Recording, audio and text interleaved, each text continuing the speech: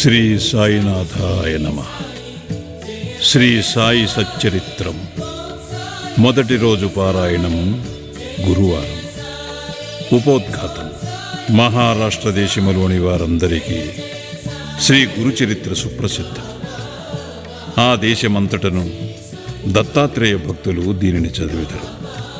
కొందరు దీనిని నిత్యపారాయణము చేసెదరు. దీనిని రచించిన వారు సరస్వతీ గంగాధరుడు. ఇందులో శ్రీపాద శ్రీ వల్లభస్వామి యొక్కయు శ్రీ నృసింహ సరస్వతి స్వామి యొక్కయు లీలలు, విచిత్ర చర్యలు వర్ణింపబడి ఉన్నవి.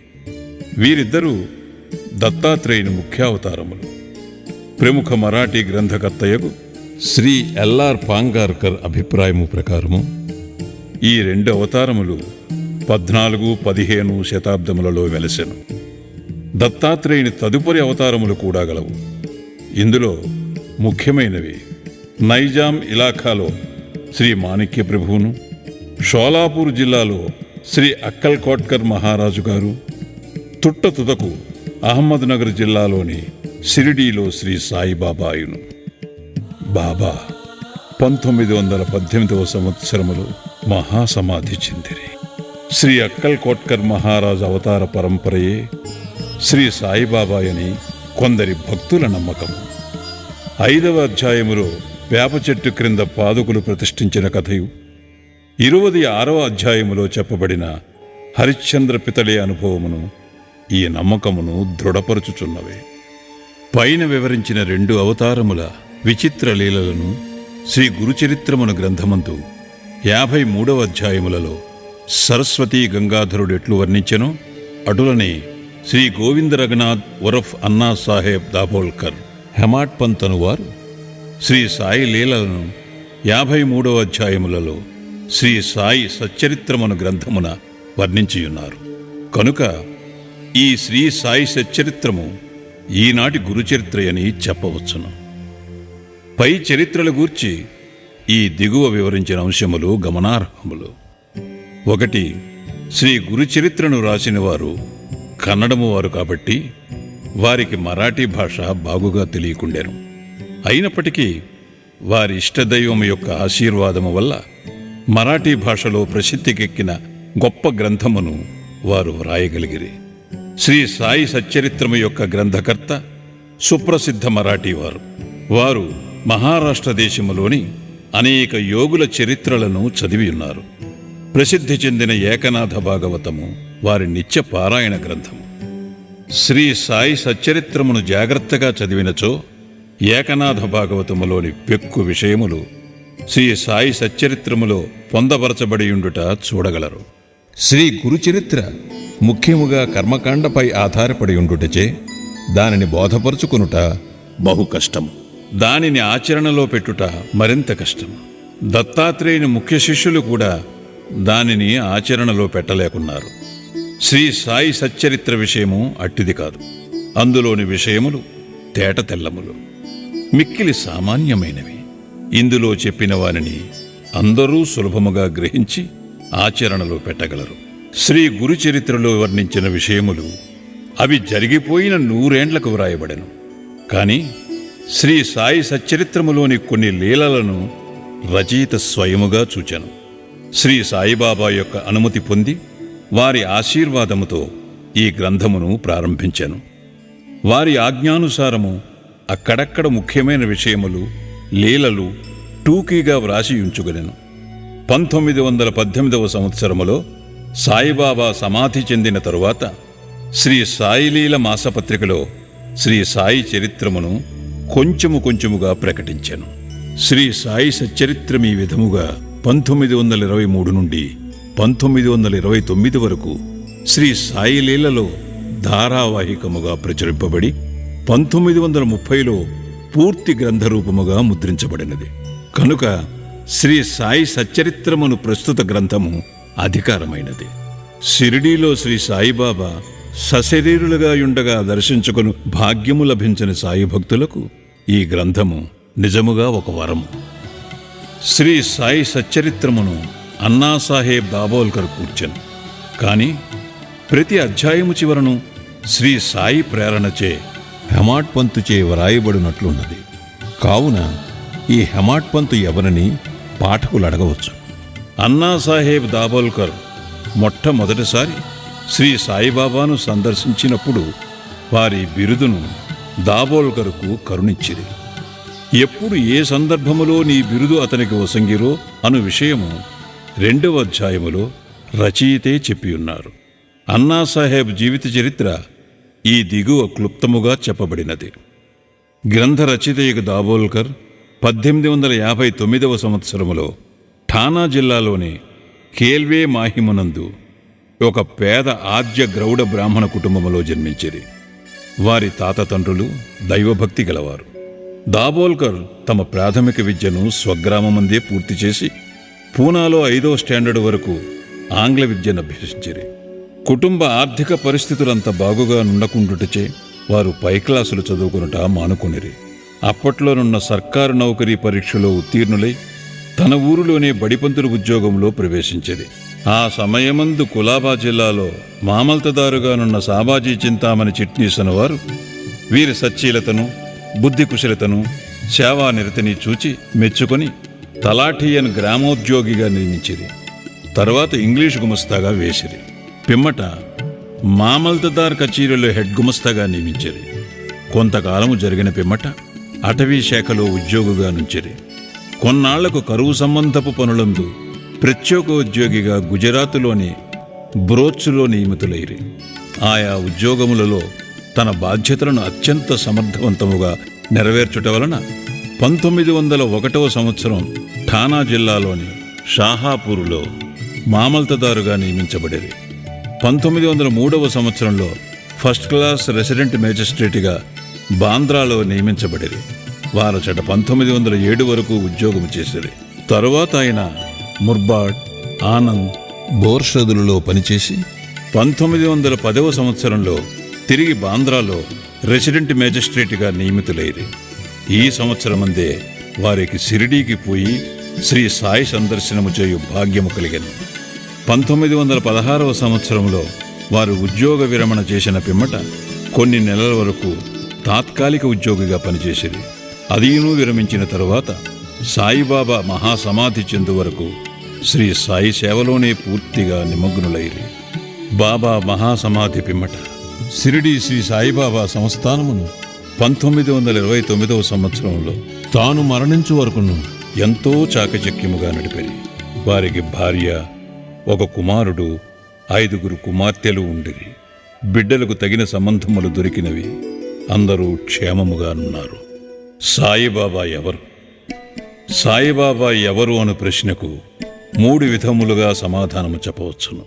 దీర్ఘాలోచన చేయకయే విషయమును గూర్చి గాని మనుష్యులను గూర్చి గాని అభిప్రాయము చెప్పు అభ్యాసము గలవారు.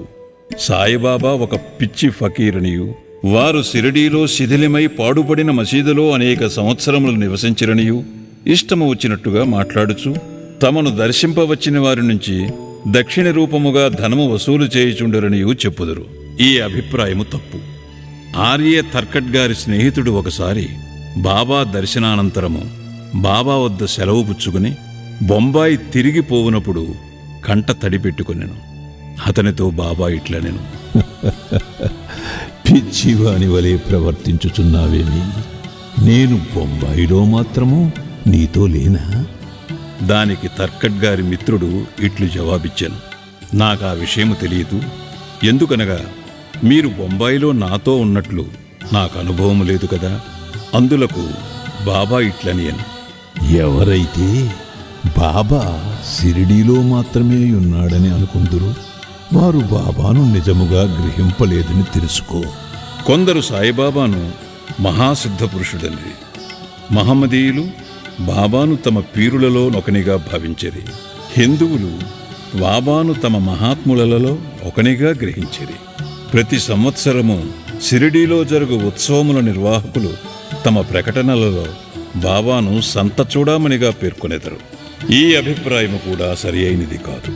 శ్రీ సాయిబాబాను సన్నిహితముగాను వాస్తవముగాను సేవించిన వారు మాత్రము బాబాను భగవతవతారముగా ఇప్పటికీ భావించుచున్నారు.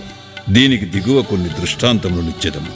బివి నరసింహస్వామి గారు రచించిన బాబా సూత్రములు పలుకులు అని గ్రంథమునకు పీఠికలో ఇండోరు హైకోర్టు జడ్జి గారు ఎంబి రేగయ్య గారు ఇట్లు వ్రాసి ఉన్నారు. బాబా సశరీరులుగా ఉన్నప్పుడు వారకు రూపుదాల్చిన భగవత్ స్వరూపముగా తమ భక్తులకు భాసిల్లుతూ తమ లీలా ప్రబోధాల ద్వారా సాధకుల మార్గమును ప్రకాశింపజేయుచుండెడివారు. వారి నశ్వరమైన దేహము మాయమైపోయినది గాని దానిలో అప్పుడుండిన బాబా మాత్రము ఇప్పటికిని అనంత శక్తి వలె నిలిచి వారు సమాధి చెందకముందు భక్తులకు తోడ్పడినట్లే ఇప్పటికినీ వారిని ఆశ్రయించు అసంఖ్యాక భక్తులకు నిశ్శబ్దముగా సహాయపడుచున్నారు. శ్రీ బివి నరసింహస్వామి గారు రచించిన భక్తుల అనుభవములు అను పుస్తకములోని మొదటి పేజీలో ఉత్తర భారతదేశంలోనున్న ఒక హైకోర్టు జడ్జి గారు ఇట్లు వ్రాసి ఉన్నారు. నేను సాయిబాబాను సృష్టి స్థితిలయకారకుడుగా భావించెదను. 1918వ సంవత్సరంలో వారు సమాధి చెందకముందు నేనట్లు భావించితిని. ఇప్పటికీ నేనట్లే భావించుచున్నాను. నాకు మాత్రము వారు సమాధి చెందినట్లు లేదు. నా దృష్టిలో వారు అన్ని పరిమితులకు అతీతులు. వారు మా మధ్య ఉన్నప్పుడు వారి మానవ శరీరము మా కనుల ముందు సంచరించుచుండెను. ఒక్కొక్కప్పుడు అది మా దృష్టిని విశేషముగా ఆకర్షించినది. కాని ఎక్కువ భాగము మా ఎరుకులో నిలిచినది మాత్రము వారి అనంతతత్వమే. శాశ్వతము అశాశ్వతముల అద్భుత సమ్మేళన రూపమైన ఒక మానసిక ప్రతిబింబము వలె వారు మాకు భాషించేవారు. అశాశ్వతమైన తమ మానవ దేహము ఒక్కొక్కప్పుడు మా ముందర తళుక్కమని మెరిపించేవారు. ఇప్పుడు అశాశ్వతమైన ఆ దేహము మాయమై సాయిబాబాయను శాశ్వతమైన అనంతశక్తి మాత్రము నిలిచియున్నదే. బివి నరసింహస్వామి గారిచే రచింపబడిన భక్తుల అనుభవములు అను గ్రంథములో 19-20 పుటలలో ఆచార్య జీజే నార్కే ఇట్లు చెప్పి ఉన్నారు. ఇంటి వద్ద నిత్యము నేను పూజించు గృహదేవతల మధ్య సాయిబాబానొకరినిగా నుంచితిని. సాయిబాబా భగవంతుడు. ఆయన సామాన్య సత్పురుషుడు కాడు. మా మామగారకు శ్రీమాన్ బూటీ, నా భార్య, నా తల్లి గొప్ప సాయి భక్తులు. వారు సాయిబాబాను భగవంతుని వలె పూజించువారు. నేను క్రొత్తగా షిరిడీకి పోయినప్పుడు ఒకనాడు హారతి సమయంలో సాయిబాబా మిక్కిలి కోపోదీప్తుడై ఉండెను. అకారణముగా వారు కోపించుచు శపించుచు భయపెట్టుచుండెరి. ఆయన పిచ్చివాడా ఏమను సంశయము నా మనసులో మెదిలెను. మామూలుగానే హారతి పూర్తి ఆయను. ఆనాటి సాయంకాలం నేను బాబా పాదములను ఒత్తుచుంటిని. అప్పుడు బాబా ప్రేమగా నా తల నిమురుచు, నేను పిచ్చివాడను కాను అని అనిరి. ఎంత ఆశ్చర్యము! నా హృదయగత భావమును గ్రహించుచున్నారు. వారికి తెలియకుండా మనము ఏ రహస్యములను దాచజాలము. వారు అంతర్యామి, నా ఆత్మ యొక్క అంతర్యామి అని నేననుకుంటుని. అటు పిమ్మట వారి అంతర్యామిత్వమును గూర్చి నాకనేక నిదర్శనములు కలిగాను. వారు నాతో మాట్లాడినప్పుడు నా హృదయములో కూర్చుండి మాట్లాడువాని వలె మాట్లాడువారు. నా హృదయములో గల ఆలోచనలను కోరికలను గ్రహించుచుండెడివారు. వారు నాలోనున్న భగవంతుడు, వారే భగవంతుడని నిశ్చయించుటలో నాకెట్టి సంకోచము లేకుండెను. ఒక్కొక్కప్పుడు వారిని నేను పరీక్షించుచుంటిని. ప్రతి పరీక్షలో వారు సర్వజ్ఞులనియు వారి ఇచ్ఛానుసారము సర్వమును నడిపించెదరను ఒకే నమ్మకము కలుగుచుండెను.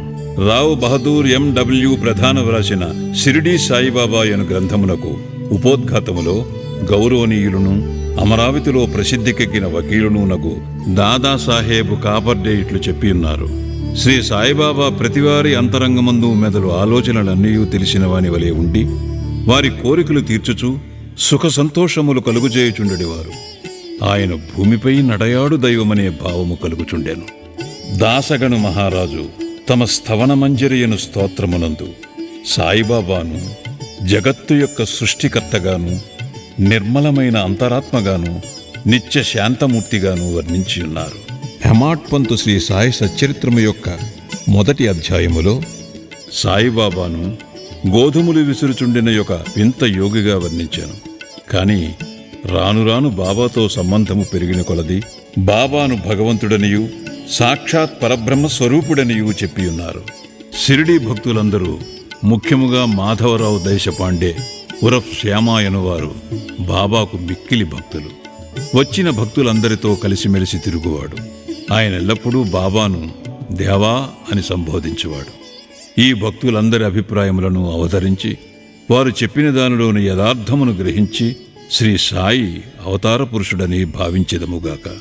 ఉపనిషద్ద్రష్టలైన మన పూర్వ ఋషులు భగవంతుడు సర్వాంతర్యామి అను సత్యమును దర్శించరి.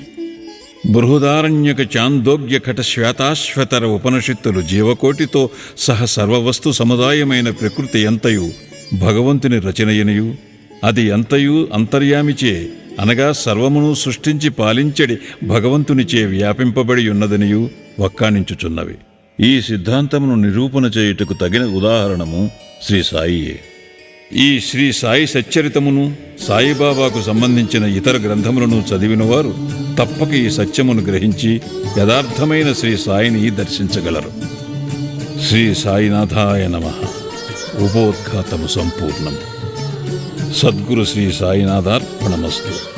శుభం భవతు.